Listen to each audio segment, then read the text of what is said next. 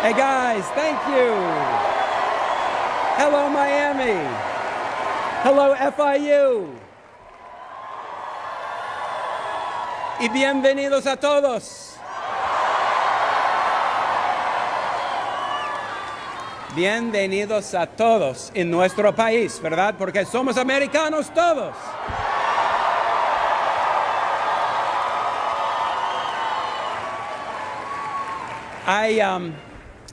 I'm feeling a lot of things today, most of all gratitude. I'm grateful to you, Hillary, for the trust that you've placed in me, and we're going to be compañeros de alma in this great lucha ahead. I'm grateful to the country which has given me so much. I'm grateful to all of you, Floridians, my Virginians, all Americans who poured their hearts into this wonderful, wonderful campaign.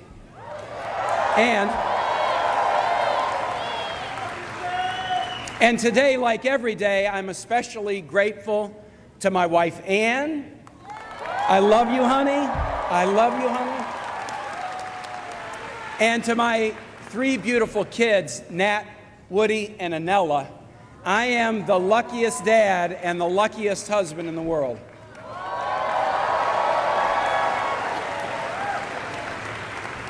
This is quite a week for me, and believe it or not, for as powerful as it is to become Hillary Clinton's running mate, that's not the only thing on my mind this week. Ann and I have three kids. Our oldest son, Nat, is here today with his fiancée. He's a proud Marine.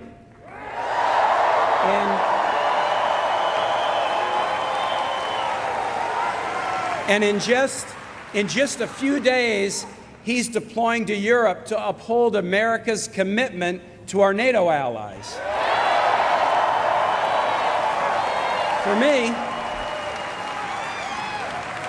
For me, this drives home the stakes in this election. Nearly 2 million men and women put their lives on the line for this country as active duty, as reservists, as Guard members. They deserve a commander-in-chief with the experience and the temperament to lead.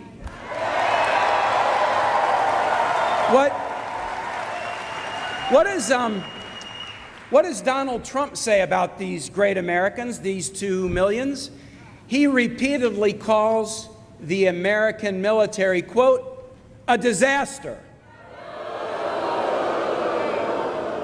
And just this week, Donald Trump said that as president, he'd consider turning America's back on our decades-old commitments to our allies.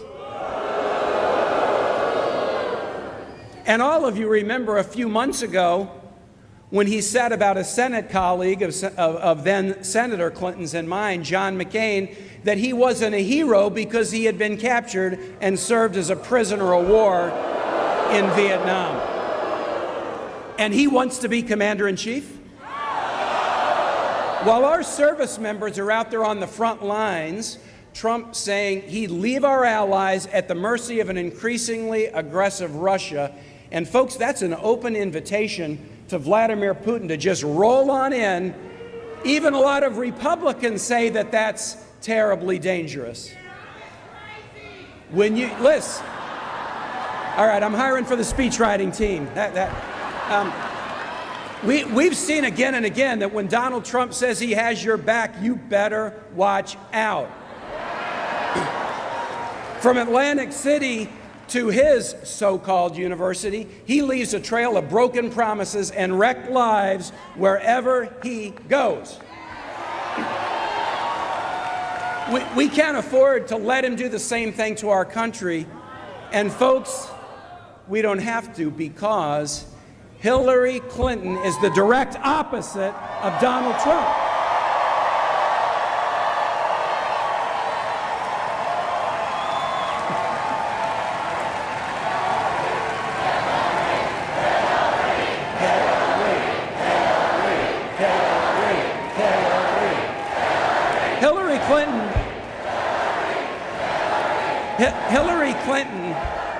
She doesn't insult people, she listens to them. What a novel concept, right? She doesn't trash our allies, she respects them. And she'll always have our backs. That is something I am rock solid sure of.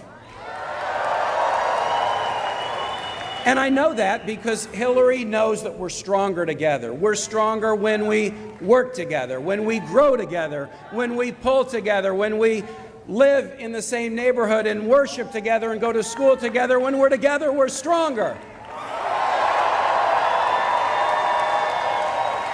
So, I could not be any more honored to stand by Hillary's side in this very important campaign. We love you both!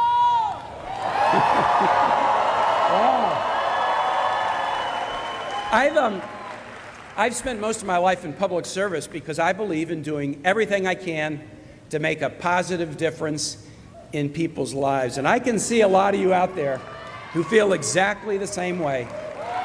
Exactly the same way. I'm one of only 20 people in American history to serve as a mayor, a governor, and a United States senator. So I have been able to see how government works and how sometimes it doesn't, from just about every perspective. And I've always believed that however you serve, what matters is whether you actually deliver results for people. And that's been my goal. That's been my goal in every position I've ever held. Now, I know for a lot of you, this might be the first time you're hearing me speak. And hey, let me be honest, for many of you, this is the first time you've even heard my name. But that's okay, because I'm excited for us to get to know one another. So today I thought I might tell you a little bit about me and where I come from.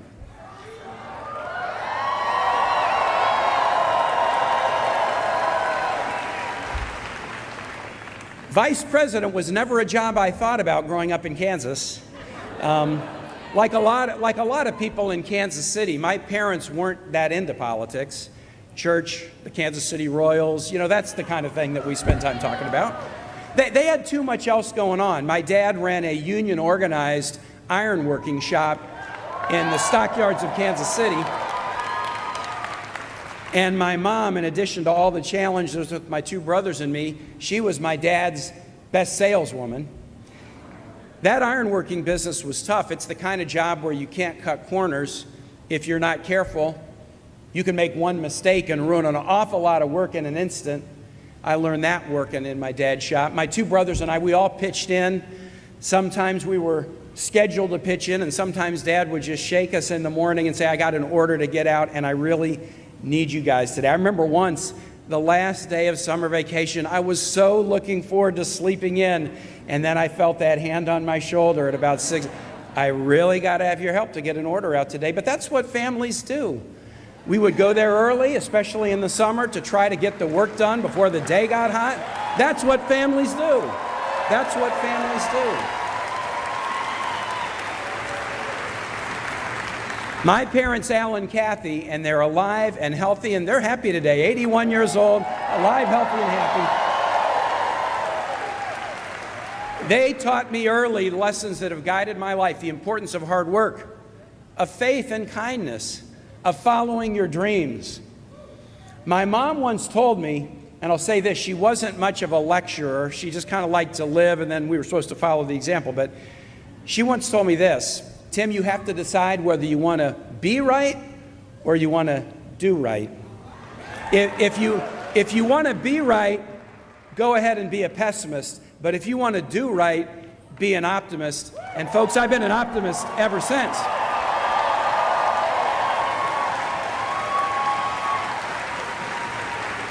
I went to a Jesuit boys' school, Rockhurst High School in Kansas City. And, all right, some Jesuits in the house. I like that.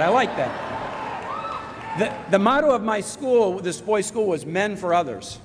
And that was what we were taught. And that's where my faith, which had been important to me because of my parents' example, really grew into something more vital. It became like my North Star the organizing principle for what I wanted to do. Even as a young man, because of these great teachers I had and because of my parents' example, I knew that I wanted to do something to devote myself to social justice. And that's why, after racing through the University of Missouri in 3 years and starting at Harvard Law School, I decided to take a year off from school to volunteer with Jesuit missionaries in Honduras. ¿Hay hondureños aquí? ¿Hay algún hondureños aquí? Okay, un poquito, sí. Well, when I got to Honduras, it turned out that my recently acquired knowledge of constitutional law was pretty useless. But the experience of working in my dad's ironworking shop was actually kind of helpful. So I taught teenagers the basics of carpentry and welding, and they helped me learn Spanish. And I tell you, my time in Honduras changed my life in so many ways. Aprendí los valores de mi pueblo: fe, familia y trabajo. Fe, familia y trabajo. Los mismos valores de la comunidad latina aquí en nuestro país, ¿verdad? And here's something that really stuck with me. I got a first-hand look at a system, this was 1980 and 81, a dictatorship, where a few folks at the top had all the power and everybody else got left behind. And it convinced me that we've got to advance opportunity and equality for everybody, no matter where they come from, how much money they have, what they look like, what accent they have, or who they love.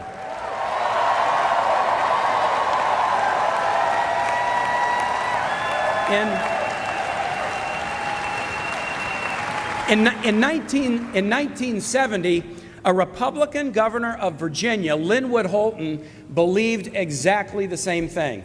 He integrated Virginia's public schools after the state had fought for 16 years after Brown v. Board to keep them segregated. Now, in 1970 in Virginia, that took political courage. And then he and his wife went even further. They enrolled their own kids, including their daughter Anne, in integrated schools, and it sent a strong signal to the people of Virginia that their governor wasn't going to back down, wasn't going to take half steps, or wasn't going to make rules for others that he wouldn't follow for himself.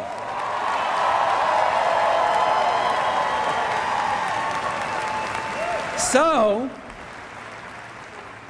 many years later, that young girl, Anne, went to Princeton, went to Harvard Law School, guided by her experience as a youngster in the first generation of integrated Virginia schools. And one day in a study group, she met this kind of nerdy guy who had been off teaching kids in Honduras. Anne and I got married 32 years ago at St. Elizabeth's Catholic Church in the Highland Park neighborhood of Richmond, Virginia.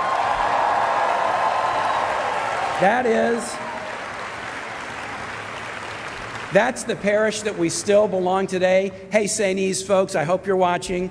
We will be there at 9 a.m. tomorrow. Marrying Anne was and remains the best decision of my life. And am I right? Am I right? And it turns out she actually learned negotiation a lot better than I did in law school, which is how a Kansas City kid ended up in Virginia. So Anne and I settled down, we started a family, and we sent our kids to those same public schools that her father had opened up to everybody.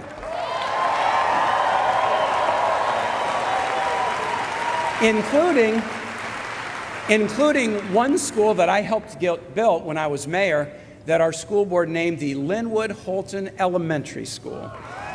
How cool was it to see our three kids head out the door with their backpacks on to walk to a neighborhood school named after their civil rights hero grandfather? Now,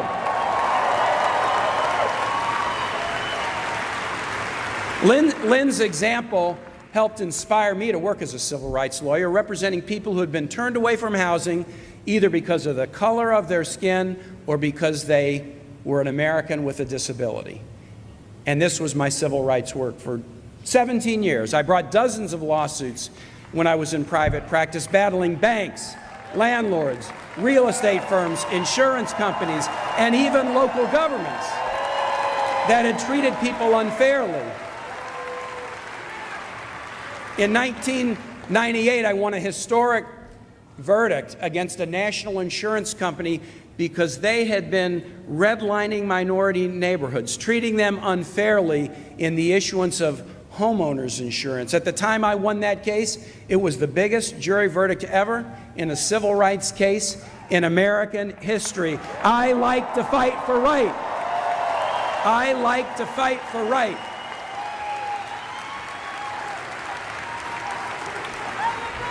And I found myself going to city council meetings in Richmond to raise the issues that I was dealing with every day on behalf of my clients. But I was frustrated at the division and infighting. So in 1994, I did something that seemed even crazier than what I'm doing now. I decided to run for local office. Man, I was so scared the day I announced, but I wanted to help my city and my community. I knocked on every door in my district. I won my first race, beating an incumbent by 94 votes, the first of many nail-biters and squeakers I've had since then. And as I've often said, if I'm good at anything in public life, it's good because I started at the local level, listening to people, learning about their lives, and trying to find consensus to solve problems.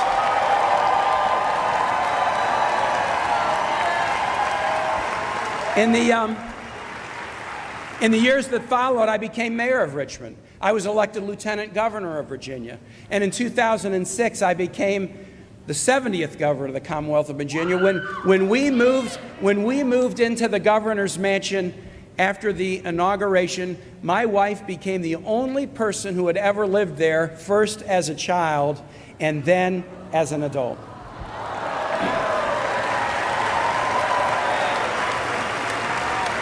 We had to make tough decisions when I was in office because it was the deepest recession since the 1930s.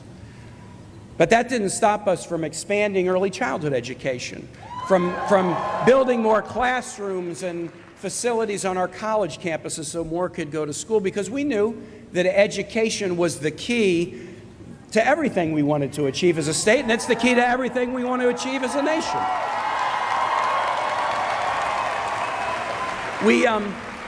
We invested in open space preservation and cleaning up the Chesapeake Bay because our kids and grandkids deserve to enjoy the beautiful Commonwealth that we love, just like you love the beauty of your Sunshine State. And we achieved national recognition for our work in tough times. When I was governor of Virginia, best managed state in America, best state for a child to have a successful life, best state for business, one of the lowest unemployment rates, one of the highest bond ratings, one of the highest family incomes. We did that during tough times. And so today, I am proud to carry that work forward as a Virginia senator serving on the Armed Services, Foreign Relations, and Budget committees. They actually just added me to the Aging Committee, too. I don't know why they would have done that. Why would they have done that? I'm proud to support my wife's public service. She has been a legal aid lawyer, juvenile court judge, foster care reformer. Now she's Secretary of Education for the Commonwealth of Virginia.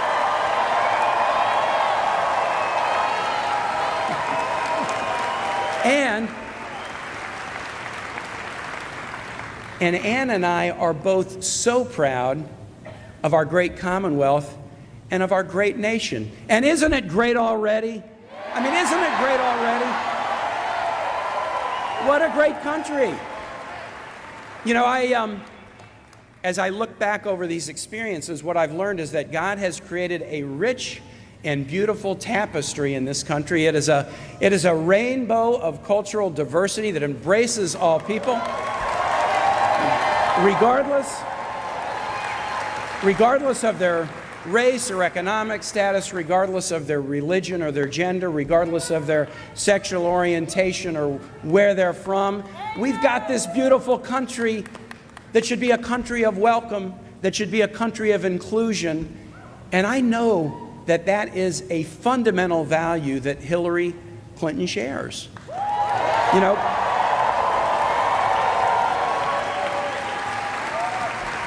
soy católico, I'm a Catholic, and Hillary is a Methodist, but I tell you, her creed is the same as mine. Do all the good you can. Pretty simple. Do all the good you can. Measure your life by the positive effect you can have on other people's lives. Be of service to one another. Now, that's a notion that Americans of every faith tradition and every moral tradition believe in, and it's a message that Hillary Clinton has taken to heart for her entire life. For her entire life. Fighting for children and families, like when she was First Lady, after she tried and a recalcitrant Congress blocked her in the big advance that we needed on health care reform, she said, you know what, I'm not stopping. If we can't get it all, can we pass a program to provide health insurance to 8 million more American children? And that's what she did. And that's what she did. That's who she fought for. Fighting for equal rights for African Americans, for Latinos, for people with disabilities, for LGBT Americans.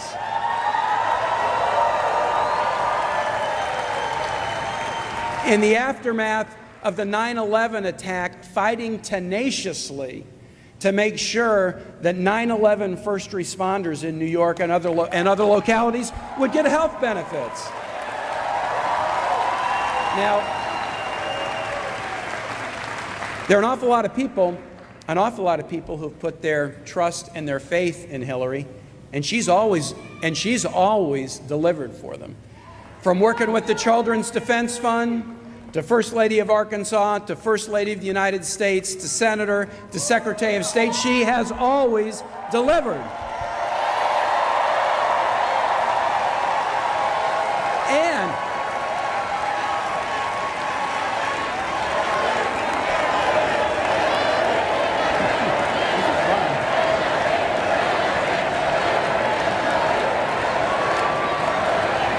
And you know what?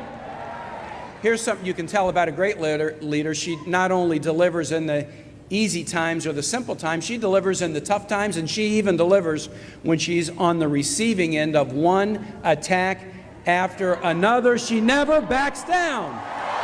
She never backs down. Hillary,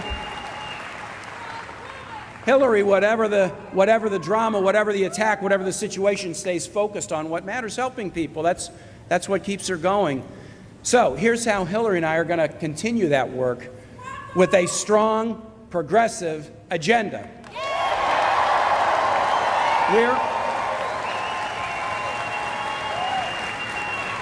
We're going to make the American economy work for everybody, not just those at the top. Not just those at the top. And we'll do that by making the largest investment in good-paying jobs since World War II. We will make college debt-free for everybody.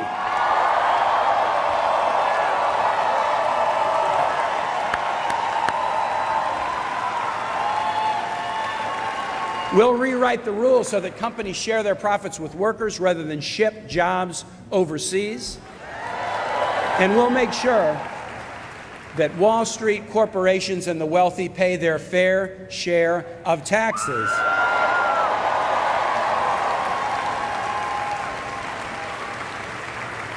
And while we're on the subject of taxes, where are Donald Trump's tax returns?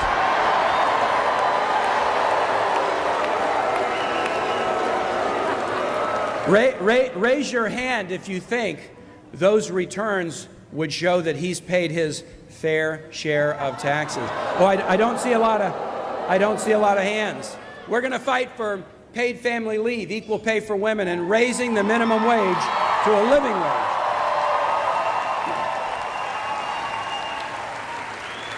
To keep families together, and to bring them out of the shadows, in our administration, in the first 100 days, we'll put forward a comprehensive immigration reform package that includes a path to citizenship.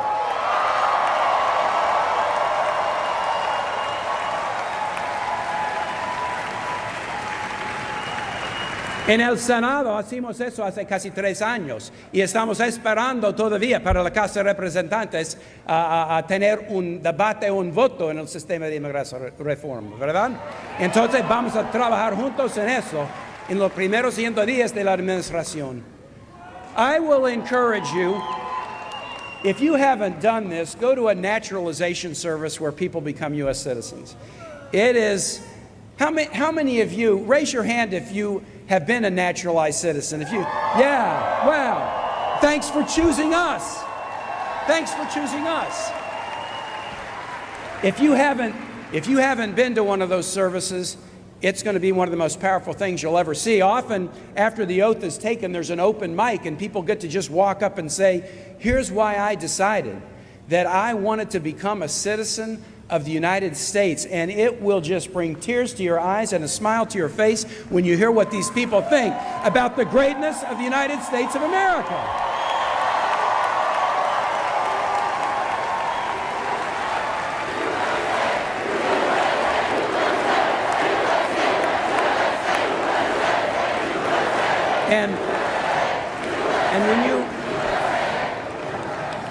And when you go to one of these naturalization services and you see the people's desire to join this great country, you'll basically have this pretty amazing thought. Cualquier persona que ama tanto a los Estados Unidos merece estar aquí. Anybody who loves America this much deserves to be here, deserves to be here. Now, there's one last part of Hillary's plan that means a lot to me personally, that kind of emotional for me, and I bet it's emotional for you. How to stem the epidemic of gun violence that kills 33,000 Americans every year. As governor during one of the most horrible shootings in America's history, this issue is very close to my heart. Very close to my heart. And I know that many of you here feel exactly the same way after that tragic shooting in Orlando in June. We can do better, folks. We can do better. It was in April of 2007, about halfway through my time as governor. I had just arrived in Japan on a trade mission to bring jobs back to Virginia. Had checked into the hotel room, had fallen asleep when the knock came at my door, and the head of my security detail said, Governor, you got to turn on the TV. We're going to get on the phone. There's a horrible shooting underway at Virginia Tech, this wonderful college in Blacksburg, Virginia. And as jet-lagged as I was and just arrived, I said, take me back to the airport. I'm getting the first plane home. It was 14 hours over. It was 14 hours back. And I walked onto that campus jet-lagged and in the wrong time zone, but I knew that, you know, as a leader, even though I didn't have any magic words to say that would take away the horror of the tragedy, I had to bring comfort in some way to the families of those who had been killed, to the students and professors who had been injured, and also to the first responders who had been there to help them.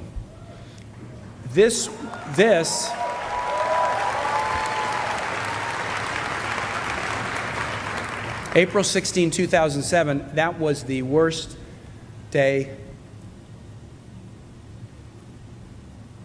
of my life. It was the worst day of so many people's lives. And for the parents and the loved ones of those kids and professors, that pain never goes away. Precious 17-year-olds, a 70-plus-year-old Lithuanian-born Holocaust survivor who was a teacher, who could survive the Holocaust, who could survive the Soviet takeover of his country, but who fell victim to gun violence because he blocked the door and told his students to climb out the window as his body was being riddled with bullets. Survive the Holocaust, survive the Soviet takeover of your country, and fall victim in Blacksburg, Virginia to the horror of American gun violence. So when the vast majority of Americans, and even a majority of NRA members, agree that we have to adopt common sense gun safety measures, Hillary and I will not rest. Will not rest. We will not rest until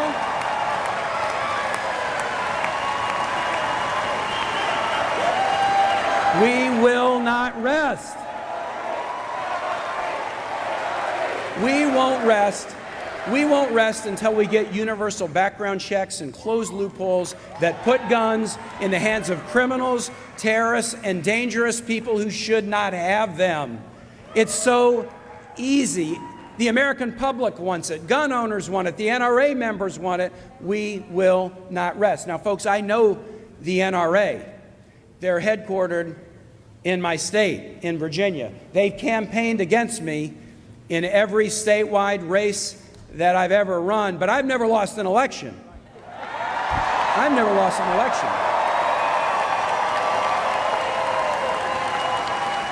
I don't mind powerful groups campaigning against me. That just is like an extra cup of coffee to me, folks. It just gets me more excited.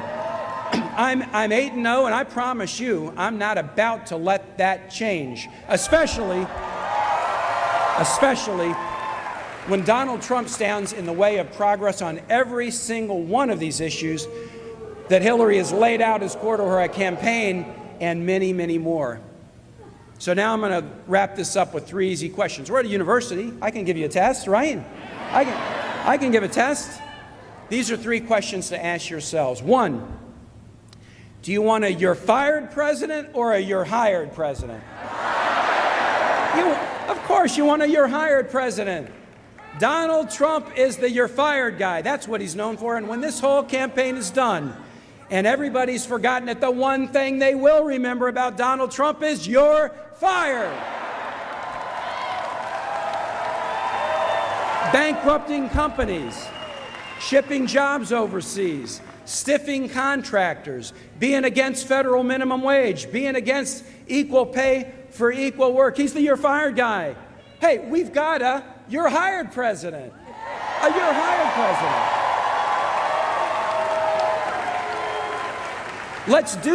Let's do debt-free college so people can have skills. Let's build bridges and roads and airports and ports so people can have jobs. Let's go for equal pay. Let's raise the minimum wage.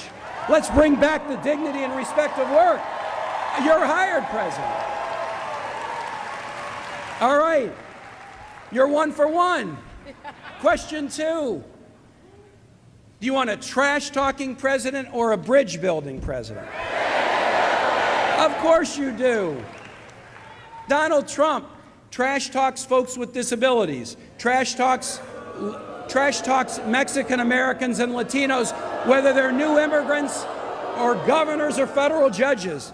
Trash talks women, trash talks our allies, calls the military a disaster. Oh, you're right. He doesn't trash talk everybody. He likes Vladimir Putin. You're right. Let's get that straight. But this is a bridge builder president. As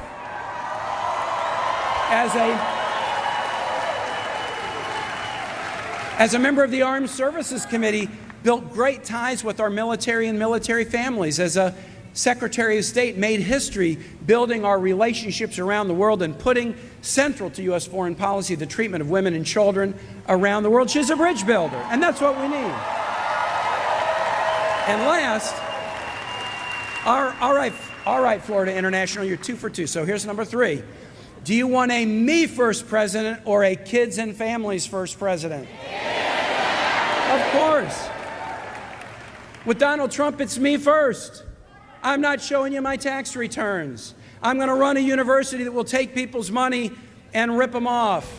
When Donald Trump was in Britain when they cast the Brexit vote to leave the EU, and as the British pound, their unit of currency, was getting pummeled, he said, hey, this could be good news for my golf course.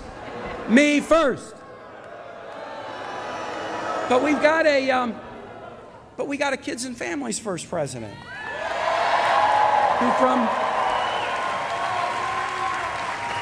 who from her earliest days has been battling, and I'll tell you something. I'm going to give you a secret about those of us in politics. If you want to try to judge the character of somebody in politics, I'll tell you how to do it. And it's really simple. Look at their life and see if they have a passion in their life that they had long before they got into politics.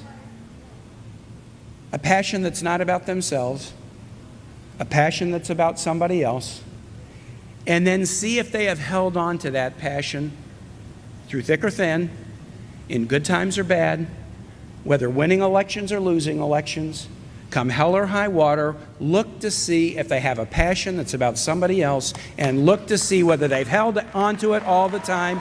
And that is character, and that is our kids and families first, Hillary Clinton.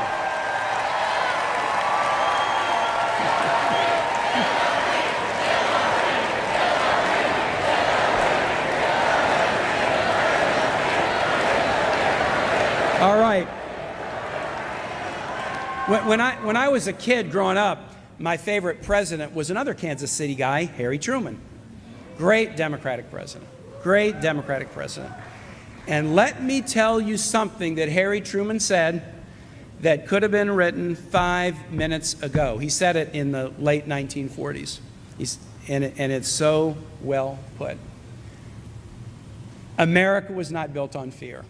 America was built on courage, on imagination, and an unbeatable determination to do the job at hand. Let me tell you that one again. That's so good. America was not built on fear. America was not built on fear. It was built on courage, on imagination, and on an unbeatable determination to do the job at hand. Friends, Hillary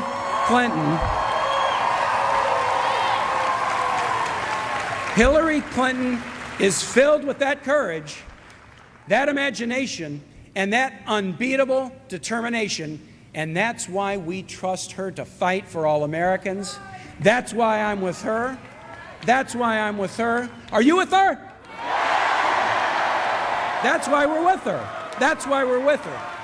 These are tough times for many in our country, but we're tough people, and that's something else I learned from my folks. Tough times don't last, but tough people do. And they don't come any tougher or any more compassionate than Hillary Clinton. So let's go make history and elect Hillary Clinton, the 45th President of the United States.